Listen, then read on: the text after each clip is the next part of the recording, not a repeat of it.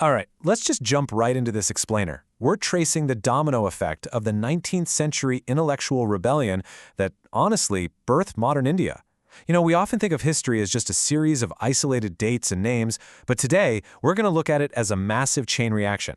We're going to see how a small group of thinkers, armed with pure reason and ancient text, started a ripple that turned into an absolute tidal wave of social, educational, and spiritual reform. If you've ever wondered how deeply entrenched traditions and seemingly immovable social hierarchies actually get dismantled, well, you are in the exact right place. So here's our roadmap for today. We'll start with the initial spark of the Renaissance, map out its evolution and inevitable fracture, look at the battleground of education and radical minds, head west for Maharashtra's unique social awakening, and finally wrap things up by synthesizing spirit and service. Part 1. The Spark of the Renaissance, the era of Raja Rammohan Roy. Our inciting incident starts with a man of absolute genius, Raja Rammohan Roy, often called the father of the Indian Renaissance. But instead of just standing outside the system and yelling at it, Roy decided to hack the system from within. The guy was a gifted linguist who knew over a dozen languages, and he used that to translate the Vedas and Upanishads into Bengali. Why?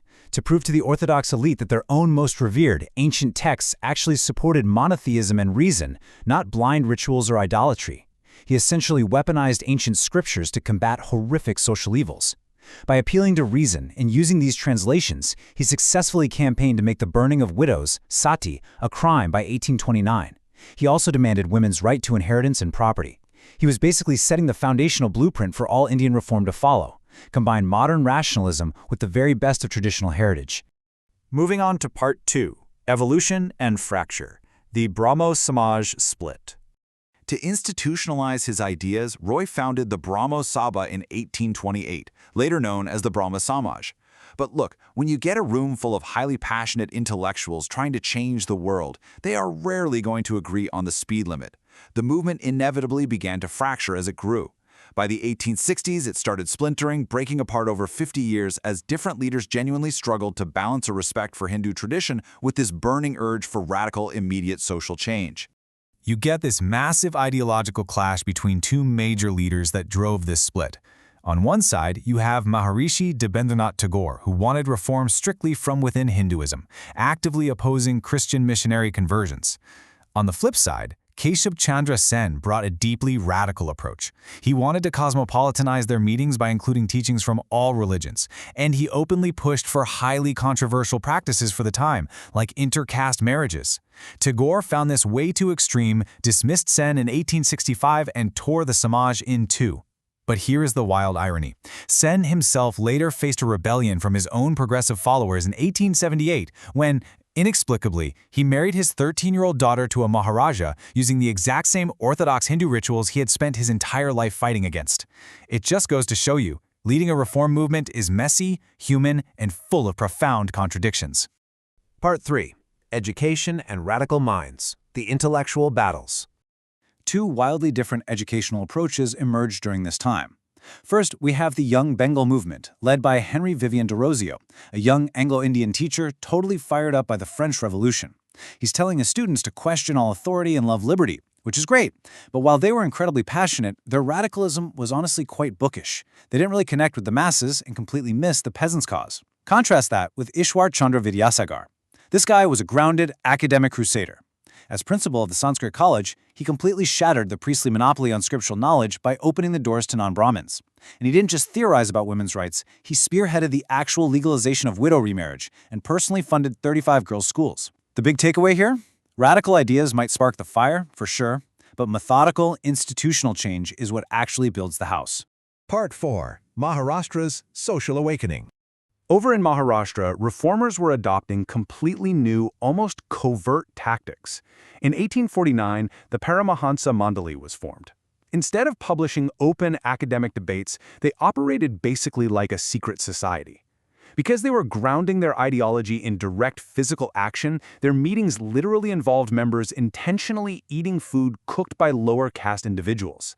In a society strictly segregated by untouchability and rigid caste purity laws, this simple act of eating together was a dangerous underground rebellion meant to fundamentally dismantle communal barriers. The rhetoric in Maharashtra was incredibly fiery. Gopal Hari Deshmukh boldly declared, if religion does not sanction social reform, then change religion. And what makes this wild is that Deshmukh was actually a judge working under the British Raj.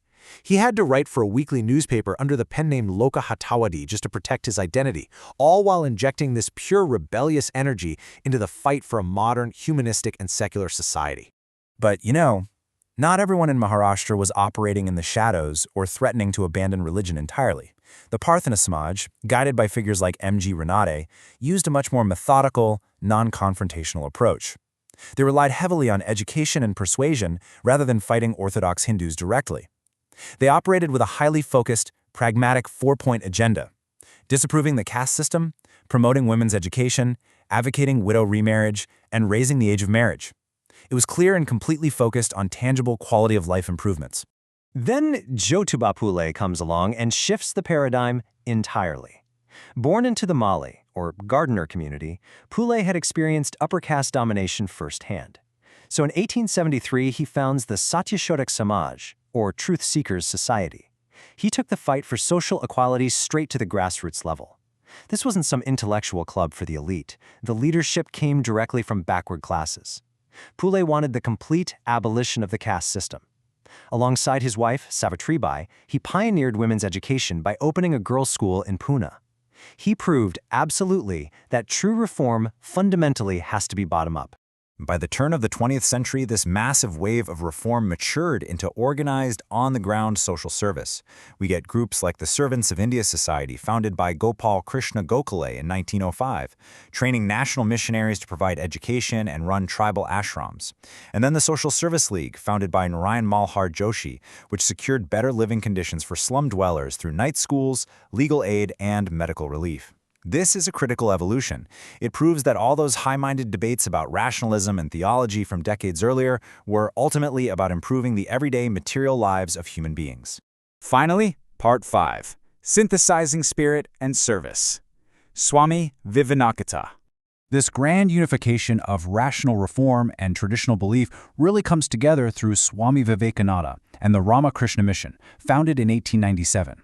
Vivekananda's guru, Ramakrishna Paramahamsa, was a poor temple priest known for deep spiritual trances and simple parables. Vivekananda took that traditional spirituality and masterfully synthesized it with a highly practical humanitarian mission. The core doctrine? Service of jiva, living objects, is the worship of Siva, the divine. Vivekananda basically argued that you need a healthy balance between Western material progress and Eastern spiritualism. You can't just meditate in a cave if your neighbor is starving, right? To be truly spiritual is to actively engage in social work and humanitarian relief. To wrap up this explainer, consider this final question. These 19th century pioneers were figuring out how to dismantle oppression without losing their cultural soul. They used reason, they built institutions, they argued, they fractured, and they served the poor. So think about how the domino effect started by Roy, Vidyasagar, Phule, and Vivekananda still echoes into literally every human rights and equality movement we navigate today. When we fight for social justice in the modern world, are we just using fiery rhetoric, or are we actually building the institutions to make it last? Keep that in mind as you look at the world around you. Thanks for joining me on this explainer, and keep questioning the system.